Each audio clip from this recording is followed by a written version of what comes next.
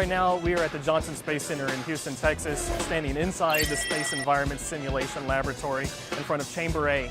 Chamber A, actually the largest thermal vacuum chamber in the world. It has a 40-foot diameter door, which weighs 40 tons. The door is hydraulically operated, and it's perfectly balanced. It's so balanced that two people can push against the door and move it. Chamber A is currently undergoing upgrades so that it can house the largest satellite, the James Webb Space Telescope, in its testing for the space environment. So for the last 3 years, we've been remodeling the interior of the chamber so it's acceptable for the cleanliness and the temperature that James Webb needs.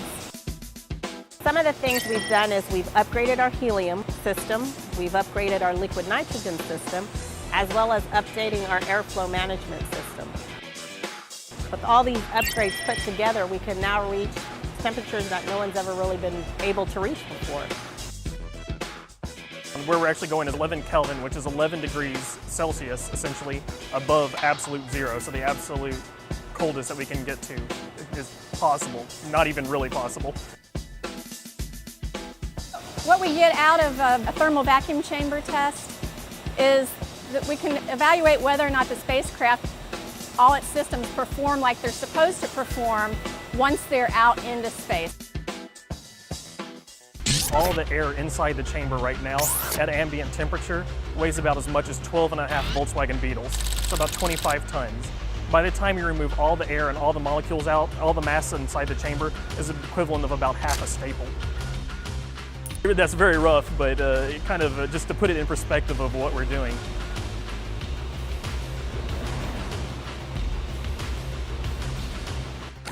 Chamber A was originally built as a simulation for the Apollo mission to test the Apollo capsule. Back for Apollo, the chamber had to be ready to have people put into the chamber inside their vehicle. So it was man-rated, and it still is man-rated, but we obviously don't need to put people on the telescope.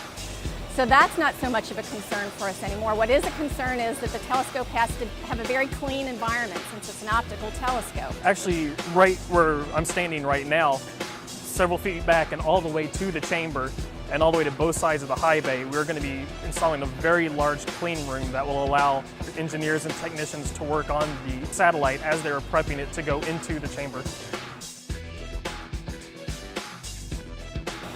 During the final flight test of James Webb, it will be in the chamber we're anticipating 90 days. The first roughly 30 of those days, we will not be doing anything more than cooling it down because it's just got to radiate all of its heat out to those cold shroud walls.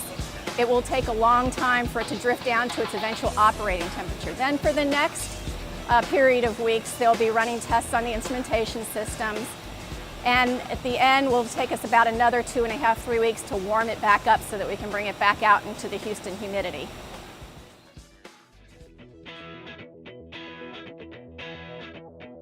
Chamber A is now the most capable thermal vacuum chamber on the planet.